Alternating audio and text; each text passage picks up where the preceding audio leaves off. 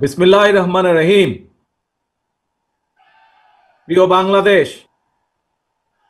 আমার সামনে উপস্থিত ভবিষ্যৎ বাংলাদেশ, বাংলাদেশের ভবিষ্যৎ প্রিয় তরুণ প্রজন্ম,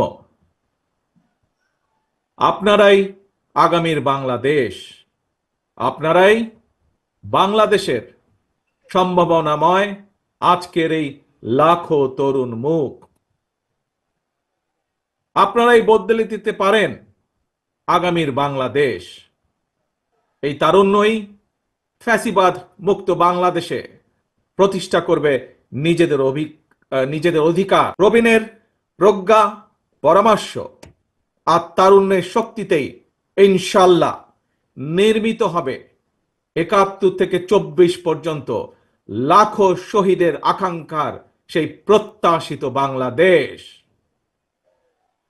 আজকের এই তারুণ্যের সমাবেশের সভাপতি জনাব আব্দুল মোনায়েন মুন্না, উপস্থিত বাংলাদেশ জাতীয়তাবাদী দলের স্থায়ী কমিটির সম্মানিত সদস্যবৃন্দ, বিএনপির কেন্দ্রীয় এবং অঙ্গ সহযোগী সংগঠনের নেতৃবৃন্দ, এই সমাবেশে উপস্থিত বিভিন্ন শ্রেণী পেশা বিশিষ্টজন, বিশিষ্ট ব্যক্তিবর্গ, সমাবেশে অংশগ্রহণকারী লাখো লাখো মানুষ, আপনারা আমার সালাম গ্রহণ করুন। আসসালাম আলাইকুম। প্রিয় ভাই বোনেরা, নারী কিংবা পুরুষ, তরুণ জনগোষ্ঠী দেশের উন্নয়ন এবং অর্থনীতির প্রাণ শক্তি। তারুণ্যের শক্তি আর নারী শক্তিকে কর্ম পরিকল্পনার বাইরে রেখে কখনোই একটি রাষ্ট্র এগিয়ে যেতে পারে না। এবং তাই তরুণ জনগোষ্ঠীকে প্রাধান্য দিয়ে তরুণ জনগোষ্ঠীর আশা আকাঙ্ক্ষাকে ধারণ করে বিএনপি আগামী দিনের সকল কর্ম পরিকল্পনা গ্রহণ করছে, কাজ করছে, প্রস্তুতি নিচ্ছে। দেশের তরুণ জনগোষ্ঠীর কাছে বিএনপির কর্ম পরিকল্পনা তুলে ধরার লক্ষ্যে আপনারা দেখেছেন গত এক মাসে সারা দেশের বিভাগীয় শহরগুলোতে তারুণ্যের সমাবেশ অনুষ্ঠিত হয়েছে। একই সাথে যেদিন সমাবেশ অনুষ্ঠিত হয়েছে তার আগের দিন ভিন্ন মত এবং ভিন্ন শ্রেণী পেশার তারুণ্যের প্রতিনিধিদের নিয়ে অনুষ্ঠিত হয়েছে সেমিনার। তারা তাদের মতামত তুলে ধরেছেন কিভাবে এই দেশকে আমরা সামনে এগিয়ে নিয়ে যেতে পারি। আজ তারই অংশ হিসাবে ঢাকা বিভাগের তারুণ্যের সমাবেশ অনুষ্ঠিত হচ্ছে। উপস্থিত সমাবেশ গ্লোবালাইজেশনের এই সময় মানুষের আকাঙ্ক্ষা এখন আর স্বপ্ন দেখার মধ্যে সীমাবদ্ধ নয়। এখন সকলের সামনে সম্ভাবনার সকল দ্বার উন্মুক্ত। এই সম্ভাবনার বাস্তবায়ন ঘটিয়ে বাংলাদেশকে সমৃদ্ধি এবং সাফল্যের দিকে এগিয়ে নিয়ে যেতেই হবে আমাদেরকে। আর কথামালার রাজনীতি নয়, বিএনপির আগামী দিনের রাজনীতি নিরাপদ কর্ম পরিবেশ এবং নতুন কর্মসংস্থান সৃষ্টির রাজনীতি। আর কথামালার রাজনীতি নয়, এখন বাস্তবায়ন আর দৃষ্টান্ত স্থাপনের রাজনীতি। তরুণ প্রজন্মের প্রিয় ভাই বোনেরা, সুজলা সুফলা আমাদের এই প্রিয় মাতৃভূমি বাংলাদেশ অত্যন্ত জনবহুল। তবে আমরা যদি ডেমোগ্রাফিক ডিভিডেন্ড বিবেচনায় নেই, তাহলে আমরা দেখতে পাবো দেশের এই বহুল জনসংখ্যাকে যদি জনসম্পদে রূপান্তর করতে পারি, তাহলে এই জনসংখ্যাই হতে পারে দেশের উন্নয়নের সবচেয়ে বড় নিয়ামক। এবং তাই দেশের কর্মক্ষম জনসংখ্যাকে জনসম্পদে রূপান্তর করতে আমরা অগ্রাধিকার নির্ধারণ করেছি কয়েকটি। জনগণের জীবন মানের উন্নয়ন, নারী পুরুষ সবার জন্য নৈতিক মূল্যবোধ কর্মসূচি, কর্মমুখী শিক্ষা ব্যবস্থা, গ্রামীণ উন্নয়নে তথ্য প্রযুক্তির সর্বোচ্চ ব্যবহার, ক্ষুদ্র ও কুটির শিল্পের বিকাশ, দক্ষতা বাড়াতে ব্যাপক প্রশিক্ষণ কর্মসূচি চালু, কর্মসংস্থানের সুযোগ সৃষ্টি এবং জনশক্তি রফতানি, এমন কয়েকটি বিষয় অগ্রাধিকার তালিকায় রেখেই একটি জ্ঞান ভিত্তিক উন্নত এবং নিরাপদ মানবিক বাংলাদেশ গঠনের লক্ষ্যে বিএনপি স্বল্প এবং দীর্ঘ মেয়াদী পরিকল্পনা নিয়েছে, যার উপরে আমরা কাজ করছি। প্রিয় ভাই বোনেরা, বাংলাদেশে প্রায় 4 কোটির মতন পরিবার রয়েছে। এই পরিবারগুলোর মধ্য থেকে প্রথম পর্যায়ে কম বেশি 50 লক্ষ গ্রামীণ দরিদ্র পরিবারের জন্য আমরা ফ্যামিলি কার্ড চালুর পরিকল্পনা করছি। মা কিংবা স্ত্রী অর্থাৎ পরিবারের নারী প্রধানের নামে ফ্যামিলি কার্ডটিকে ইস্যু করা হবে। প্রান্তিক এই পরিবারগুলোকে প্রতি মাসে রাষ্ট্রীয়ভাবে আর্থিক কিংবা প্রয়োজনীয় খাদ্য সহায়তা প্রদানের আওতায় আনা হবে। আমরা আশা করি সময়ের সাথে এর মাধ্যমে পরিবার এবং সমাজে একদিকে নারীর অর্থনৈতিক ক্ষমতায়ন ঘটবে, অপরদিকে পরিবারগুলোর সামনে ধীরে ধীরে স্বাবলম্বী হয়ে ওঠার সুযোগ তৈরি হবে। প্রিয় ভাই বোনেরা, কৃষকদের জন্য ফার্মার্স কার্ড চালু করার আমাদের অন্যতম প্রধান অগ্রাধিকার। একটি নীতিমালার আওতায় কৃষকদের নামে ইস্যু করতে হবে ফার্মার্স কার্ড। এই ফার্মার্স কার্ডে জমির পরিমাণ, দাগ নম্বর সহ প্রয়োজনীয় সব তথ্য থাকবে। কৃষক এবং কৃষি নির্ভর বাংলাদেশে কৃষি খাতে বর্তমানে শ্রমশক্তির পরিমাণ কম বেশি প্রায় 3.5 কোটির মতন। এদের মধ্যে যেমন বর্গাদার চাষি কিংবা ভূমিহীন কৃষক রয়েছেন, তেমনি অনেক কৃষকের নামে নির্দিষ্ট পরিমাণ কিছু জমিও রয়েছে। যেসব বর্গা চাষি কিংবা কৃষক তাদের নামে থাকা জমিতে বছরে একাধিক ফসল ফলাতে গিয়ে আর্থিক সংকটে পড়েন, এমন কৃষকদেরকে কমপক্ষে একটি ফলনের সম্পূর্ণ খরচ রাষ্ট্রীয়ভাবে দেওয়ার পরিকল্পনা আমরা করছি। উৎপাদনের জন্য ফার্মার্স কার্ডের মাধ্যমে এভাবেই সরকারি সহায়তা পেলে উৎপাদন যেমন একদিকে বাড়বে, তেমনি কোনো কৃষি জমি অনাবাদি থাকবে না এবং একই সাথে ভূমিহীন কৃষকদের জন্য কর্মসংস্থান সৃষ্টি হবে। প্রিয় সমাবেশ, ব্যক্তি, পরিবার এবং দেশের উন্নয়নের জন্য অবশ্যই বেকারত্ব একটি বড় সমস্যা। জনগণের রায় বিএনপি রাষ্ট্র পরিচালনার দায়িত্ব পেলে সরকার গঠন করার প্রথম দিন থেকেই বিভিন্ন সেক্টর ভিত্তিক কর্মসংস্থান সৃষ্টির পরিকল্পনা বাস্তবায়ন হবে। বিএনপির প্রথম এবং প্রধান অগ্রাধিকার হবে এটি। এই জন্য দেশে বিদেশে কর্মসংস্থান সৃষ্টির খাতগুলোকে চিহ্নিত করার কাজ এরই ভেতরে আমরা হাতে নিয়েছি। প্রিয় ভাই বোনেরা, বর্তমান বিশ্ব তথ্য প্রযুক্তির বিশ্ব। এই সময় বিশ্ব বাজারের সঙ্গে দক্ষতা এবং যোগ্যতার প্রতিযোগিতায় টিকে থাকতে হলে অবশ্যই তথ্য প্রযুক্তি এবং কারিগরি শিক্ষায় দক্ষতা অর্জনের কোনোই বিকল্প নেই এবং সে কারণে আমরা একটি নির্দিষ্ট বয়স থেকে তরুণ প্রজন্মকে নৈতিক এবং কর্মমুখী শিক্ষায় প্রশিক্ষিত করে গড়ে তুলতে চাই। বিদ্যমান যে একাডেমিক সিলেবাস, এর পাশাপাশি স্কুল কলেজ পর্যায় থেকে আমরা আইসিটি এবং কারিগরি শিক্ষা প্রবর্তন করতে চাই।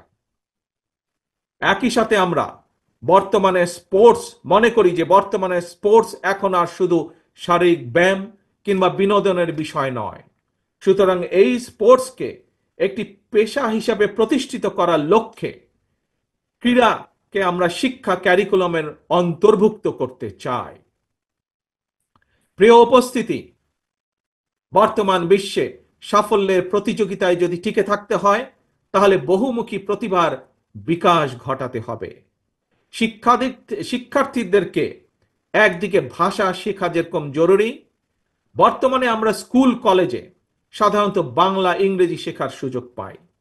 তবে এর পাশাপাশি আমরা যদি আরো কিছু ভাষা যেমন আরবি, ম্যান্ডারিন, জার্মান, ফ্রেঞ্চ সহ এই ধরনের বহুল প্রচলিত একটি তৃতীয় ভাষা, এবং যদি সম্ভব হয় তাহলে চতুর্থ ভাষা হিসেবে আরেকটি ভাষা শিখাতে পারি, তাহলে আমি ব্যক্তিগতভাবে বিশ্বাস করি বাংলাদেশের ভবিষ্যৎ সন্তানদের জন্য বিশ্ব বাজার উন্মুক্ত হয়ে পড়বে। একই সাথে প্রিয় উপস্থিতি, আগ্রহী যুবশক্তিকে যুব সম্পদে পরিণত করার জন্য সরকারি উদ্যোগে বিদেশি ভাষার উপরে 3 মাস থেকে 1 বছরের কোর্স আমরা চালু করতে চাই। দেশে যাতে বহু ভাষা শেখা যায় এজন্য আমরা বহু ভাষা শিক্ষক নিয়োগ করতে চাই, যার মাধ্যমে আমরা বেকার সমস্যারও অথবা কর্মসংস্থানেরও ব্যবস্থা করতে পারব। এর বাইরে সরকারি ব্যবস্থাপনায় আমরা plumbing, electrician, mechanics, dental hygienist কিংবা মেডিকেল টেকনিশিয়ানের মতন স্বল্পমেয়াদী ট্রেনিং কোর্সও করেও দক্ষ জনশক্তি গড়ে তোলার পরিকল্পনাগুলো হাতে নিয়েছি, যা এরই মধ্যে আমরা কাজগুলোকে এগিয়ে নিয়ে যাচ্ছি ধীরে ধীরে। তরুণ প্রজন্মের প্রিয় ভাই বোনেরা, আপনারা সবাই বিশ্বব্যাপী অনলাইন কেনাকাটা সম্পর্কে জানেন।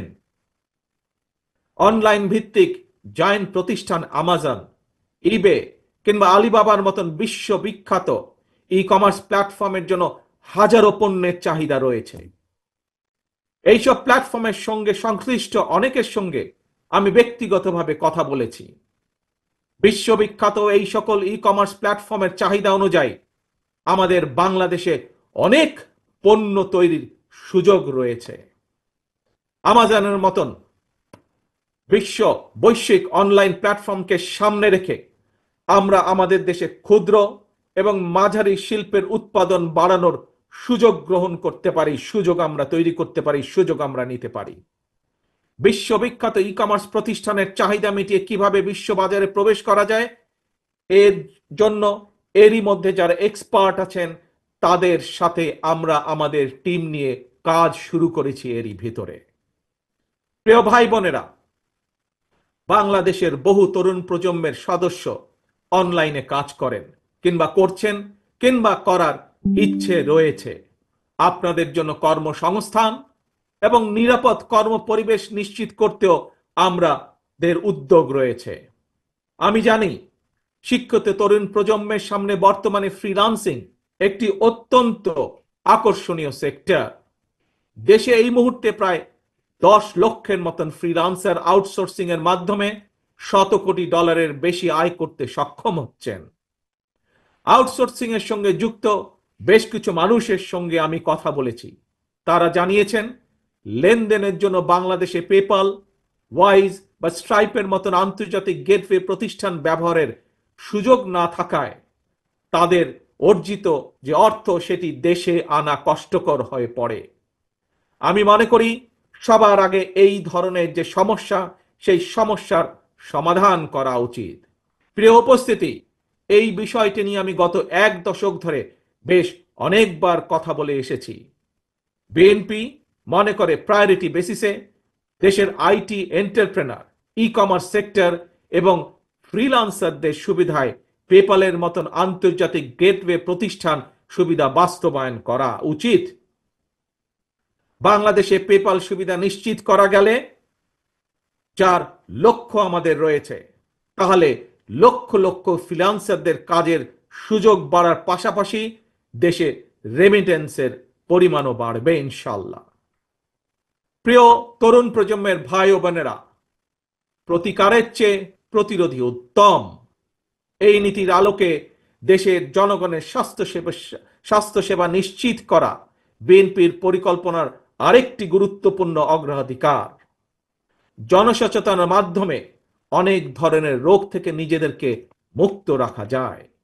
নাগরিকদের স্বাস্থ্যসেবা নিশ্চিত করতে বিএনপি 1 থেকে 3 বছরের স্বল্প মেয়াদী এবং দীর্ঘমেয়াদী পরিকল্পনা হাতে নিয়েছে। এর একটি অংশ হিসাবে প্রতিটি গ্রামে আমরা হেলথ কেয়ার ওয়ার্কার নিয়োগ দেওয়ার পরিকল্পনা নিয়েছি। এই হেলথ কেয়ার ওয়ার্কারদের 80% হবেন নারী। অর্থাৎ সারা বাংলাদেশে যদি আমরা 1 লক্ষ হেলথ কেয়ার নিয়োগ করি, তাহলে তার মধ্যে 80 থেকে 85 হাজার নিয়োগ পাবেন এদেশের নারীরা। যার মাধ্যমে আমরা একটি বিশাল অংশের কর্মসংস্থানের ব্যবস্থা করতে পারব। শুধু তাই নয়, এর পাশাপাশি জনগণের দোরগোড়ায় যাতে স্বাস্থ্যসেবা পৌঁছে দেওয়া যায়, জনগণকে যাতে দ্রুত স্বাস্থ্য সেবা দেওয়া যায়, সেই জন্য সরকারি এবং প্রাইভেট যে সেক্টর আছে, কিভাবে দুটিকে একত্রিত করে আমরা স্বাস্থ্য সেবা গড়ে তুলতে পারি, সেটির বিষয়ে আমরা বিশেষজ্ঞদের সাথে পরামর্শ করছি, আমরা সেটির বিষয়ে কাজ করছি। প্রিয় ভাই বোনেরা, স্বাস্থ্য, পরিবেশ এবং জলবায়ুর পরিবর্তন, এই তিনটির একটি অপরটির উপর প্রভাব রয়েছে। সুতরাং খাল খনন এবং বৃক্ষরোপণের বিষয়টিও বিএনপির অগ্রাধিকার তালিকায় রয়েছে। সারা দেশে পরিকল্পিত উপায়ে বৃক্ষরোপণ করা গেলে জলবায়ুর নেতিবাচক প্রভাব থেকে মোকাবেলা করা সহজ হবে। প্রায় আমরা পত্রিকার পাতায় দেখি যে বাংলাদেশের, বিশেষ করে ঢাকা শহরের যে বাতাস, সেটি বিশ্বের মধ্যে সবচাইতে যে খারাপ শহরগুলো তার একটি দুটির মধ্যেই উঠানামা করছে। এবং শুধু তাই নয়, বৃক্ষরোপণ সহ আরো কিছু ক্লাইমেট পলিসি নির্ধারণের জন্য আমরা এরই ভিতরে কাজ শুরু করেছি বিশেষজ্ঞদেরকে সাথে নিয়ে। আমাদের লক্ষ্য থাকবে একটি নির্বাচিত সরকারের মেয়াদ যখন 5 বছর, 5 বছরের পরে 5 বছরের ভেতরে 25 থেকে প্রায় 30 কোটি বৃক্ষ রোপণ করা, এবং একই সাথে লক্ষ্য থাকবে সামগ্রিকভাবে দেশের যে তাপমাত্রা সেটি 2 থেকে চেষ্টা করা 3 ডিগ্রি পর্যন্ত কমিয়ে নিয়ে আসা। প্রিয় ভাই বোনেরা, গণতন্ত্র পুনঃপ্রবর্তন করে স্বাধীনতার ঘোষক রাষ্ট্রপতি জিয়াউর রহমান এই দেশে উন্নয়ন উৎপাদনের রাজনীতি চালু করেছিলেন। Mother of democracy Begum Khaleda Zia দেশে নারী শিক্ষার প্রসার ঘটিয়েছিলেন। দেশ এবং জনগণের উন্নয়নে বিশেষ করে তরুণ জনগোষ্ঠীকে প্রাধান্য দিয়ে সেজন্য বিএনপিও আগামী দিনের পরিকল্পনা গ্রহণ করছে। তরুণ প্রজন্মের প্রিয় ভাই বোনেরা, জনগণই বিএনপির সকল রাজনৈতিক ক্ষমতার উৎস। তাই আমরা সরকারে না থাকলেও একটি দায়িত্বশীল গণতান্ত্রিক রাজনৈতিক দল হিসাবে তরুণ প্রজন্মের সামনে দেশ এবং জনগণের উন্নয়নে বিএনপির নেওয়া যে বিস্তারিত কর্ম পরিকল্পনা, তার কয়েকটি অগ্রাধিকার কর্মসূচি আজ সংক্ষেপে আপনাদের সামনে আমি তুলে ধরলাম। প্রিয় ভাই বোনেরা, আগামী জাতীয় নির্বাচনে বিএনপি ইনশাআল্লাহ জনগণের রায় রাষ্ট্র পরিচালনার সুযোগ পেলে দেশ এবং জনগণের উন্নয়নে পর্যায়ক্রমিকভাবে দলের গৃহীত পরিকল্পনাগুলো বাস্তবায়ন করবে ইনশাআল্লাহ। তবে যে কোনো দলের তাদের কর্মসূচি বাস্তবায়ন করতে হলে দরকার একটি জবাবদিহিমূলক সরকার, দরকার একটি নির্বাচিত সরকার। তবে আগামী জাতীয় নির্বাচন অনুষ্ঠান নিয়ে মনে হয় এরই ভিতরে টালবাহানা শুরু হয়েছে বা চলছে। কথিত অল্প সংস্কার আর বেশি সংস্কারের অভিনব শর্তের আবর্তে ঘুরপাক খাচ্ছে আগামী জাতীয় নির্বাচনের ভবিষ্যৎ। এরই ভিতরে জনগণ বিশ্বাস করতে শুরু করেছে সংস্কার নিয়ে সময়ক্ষেপণের আড়ালে অন্তর্বর্তীকালীন সরকারের ভেতরে এবং বাইরে কারো কারো মনে হয় কিছু ভিন্ন উদ্দেশ্য রয়েছে। প্রিয় সমাবেশ, পলাতক স্বৈরাচারের সময় আমরা দেখেছি তারা কিভাবে আদালতকে অবজ্ঞা করেছে, আদালতের রায়কে অবজ্ঞা করেছে। অত্যন্ত দুঃখের সাথে বলতে হয়, পলাতক স্বৈরাচারের পরে যেই সরকারের কাছে দেশের মানুষ আশা করেছিল যে আইনের প্রতি সম্মান থাকবে, আমরা দেখেছি আদালতের রায়ের প্রতি সম্মান না দেখিয়ে যারা ইশরাক হোসেনকে ঢাকা দক্ষিণের মেয়রের দায়িত্ব গ্রহণে বাধা সৃষ্টি করেছে, সেই স্বৈরাচারের সেই একই যে ঘটনা সেটির পুনরাবৃত্তি আমরা দেখতে পাচ্ছি। প্রিয় সমাবেশ, আপনাদের কাছে আমার আজকে জিজ্ঞাসা, যারা আইনের প্রতি শ্রদ্ধা দেখায় না, যারা আদালতের নির্দেশকে অবজ্ঞা করে, তাদের কাছ থেকে আমরা কতটুকু সংস্কার আশা করতে পারি? প্রিয় সমাবেশ, আমি প্রায় একটি কথা বলি, পুঁথিগত সংস্কারের চেয়ে ব্যক্তি মানসিকতার সংস্কার অনেক বেশি জরুরি। নর্থ কোরিয়ার সংবিধানে লেখা রয়েছে Democratic People's Republic of North Korea. সুতরাং কি লেখা আছে তার চেয়েও বেশি যেটি জরুরি তা হলো মেনে চলা। ইশরাকের ক্ষমতা গ্রহণ বা ইশরাকের শপথ গ্রহণে বাধা সৃষ্টি করে আজ আমরা আবারও স্বৈরাচারী মানসিকতার বহিঃপ্রকাশ দেখতে পাচ্ছি। প্রিয় তরুণ প্রজন্মের ভাই বোনেরা, নিরপেক্ষতা এবং বিশ্বাসযোগ্যতাই কিন্তু অন্তর্বর্তীকালীন সরকারের প্রধান পুঁজি। তাই তাদের প্রতি আমাদের আহ্বান থাকবে, তাদের প্রতি আমাদের পরামর্শ থাকবে। জনগণের বিশ্বাস ভালোবাসা নষ্ট হয় অন্তর্বর্তীকালীন সরকারের এমন কোনো পদক্ষেপ নেওয়া ঠিক হবে না। একই সাথে অন্তর্বর্তীকালীন সরকারের প্রতি আবারও আহ্বান জানিয়ে বলতে চাই, গণতান্ত্রিকামী জনগণ এবং গণতন্ত্রের পক্ষের রাজনৈতিক দলগুলোকে দয়া করে প্রতিপক্ষ বানাবেন না। যদি আপনাদের কেউ রাষ্ট্র পরিচালনায় থাকতে চায় তাহলে সরকার থেকে পদত্যাগ করে জনগণের কাতারে আসুন, নির্বাচন করুন। যদি ভবিষ্যতে নির্বাচনে জনগণের রায় পান তাহলে আবার সরকারের দায়িত্ব গ্রহণ করুন। প্রিয় তরুণ প্রজন্মের ভাই বোনেরা, গত ১.৫ দশকে ভোটার তালিকায় প্রায় ৩.৫ কোটি ভোটার সংযুক্ত হয়েছেন, নতুন ভোটার সংযুক্ত হয়েছেন। এই নতুন ভোটাররা আজ পর্যন্ত একটি জাতীয় নির্বাচনেও ভোট দিয়ে তাদের নিজের পছন্দের প্রার্থীকে জনপ্রতিনিধি নির্বাচিত করার সুযোগ পায়নি।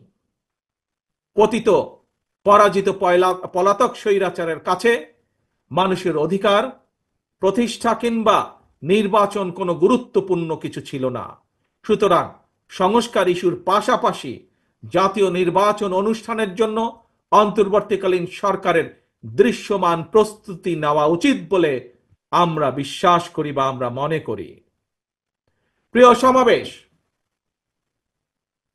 অতীতে বিভিন্ন সময় এই বাংলাদেশে তত্ত্বাবধায়ক সরকার নিরপেক্ষ নির্বাচন অনুষ্ঠিত করেছে এবং প্রত্যেকটি ক্ষেত্রে আমরা দেখেছি তত্ত্বাবধায়ক সরকার ৩ মাসের মধ্যেই সফলভাবে জাতীয় নির্বাচন অনুষ্ঠান সম্পন্ন করেছে। সুতরাং অতীতে এই বাংলাদেশে রেকর্ড রয়েছে ৩ মাসের মধ্যে জাতীয় নির্বাচন অনুষ্ঠিত করা সম্ভব। কিন্তু আজ আমরা দেখছি ১০ মাস পার হয়ে গেল, অন্তর্বর্তীকালীন সরকার নির্বাচনের দিনক্ষণ ঘোষণা করছে না। আমরা ফ্যাসিবাদ মুক্ত বাংলাদেশে জনগণের সরাসরি ভোটে জনগণের কাছে জবাবদিহিমূলক, জনগণের কাছে দায়বদ্ধ একটি সরকার দ্রুত দেখতে চায়। অন্তর্বর্তীকালীন সরকারের প্রতি আহ্বান, আগামী ডিসেম্বরের মধ্যেই জাতীয় নির্বাচন অনুষ্ঠিত হতে হবে। আবারও আমরা বলতে চাই, আগামী ডিসেম্বরের মধ্যেও জাতীয় নির্বাচন অনুষ্ঠিত হবে। নতুন প্রজন্মের প্রিয় ভাই বোনেরা, আজকের এই সমাবেশ, প্রিয় দেশবাসী, আগামী ডিসেম্বরের মধ্যে আপনারা জাতীয় নির্বাচন অনুষ্ঠান যাতে অনুষ্ঠিত হয় তার প্রস্তুতি নিতে শুরু করুন। কারা রাষ্ট্র পরিচালনা করবে, কারা আপনাদের প্রতিনিধি হবে, জাতীয় নির্বাচনে আপনারা ভোট দিয়ে আপনাদের সেই প্রতিনিধিকে আপনারা নির্বাচিত করবেন। প্রিয় সমাবেশ, শহীদ রাষ্ট্রপতি জিয়ার সৈনিক দেশনেত্রী বেগম খালেদা জিয়ার কর্মীদের প্রতি আহ্বান জানিয়ে বলতে চাই, আপনারা জনগণের কাছে যান, তাদের প্রত্যাশা জানার চেষ্টা করুন, তাদের প্রত্যাশা বোঝার চেষ্টা করুন, জনগণের মন জয় করুন। কারণ জনগণই বিএনপির সকল রাজনৈতিক ক্ষমতার উৎস। প্রিয় দেশবাসী, প্রিয় সমাবেশ, প্রিয় ভাই বোনেরা, এবার আমি আপনাদের সামনে একটি ছোট্ট স্লোগান তুলে ধরতে চাই। মন দিয়ে দয়া করে সবাই শুনবেন। প্রথমে আমি স্লোগানটি বলবো, মন দিয়ে শুনবেন। তারপরে দ্বিতীয়বার আবারও আমি বলবো, তখন দয়া করে সকলে আমার সামনে স্লোগানটি আপনারা একই সাথে বলবেন। দিল্লি নয়, পিন্ডি নয়, নয় অন্য কোন দেশ, সবার আগে বাংলাদেশ। প্রিয় সমাবেশ বলুন, প্রিয় দেশবাসী বলুন, দিল্লি নয়, পিন্ডি নয়, নয় অন্য কোন দেশ, সবার আগে বাংলাদেশ।